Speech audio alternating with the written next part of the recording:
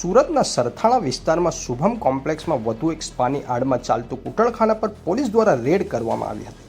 પોલીસે 5 મહિલા અને 2 ગ્રાહકોને ઝડપી પાડ્યા હતા. જ્યારે રેડ અંગેની જાણ થઈ જતાં પાછળની સાઈડ આવેલી બારી તોડીને 2 સંચાલકો ભાગી ગયા હતા. જ્યારે એક મહિલા પણ ભાગવા જતાં પહેલા માળેથી નીચે પટકાઈ હતી, જેથી તેને સારવાર અર્થે હોસ્પિટલ ખસેડવાની ફરજ પડી હતી.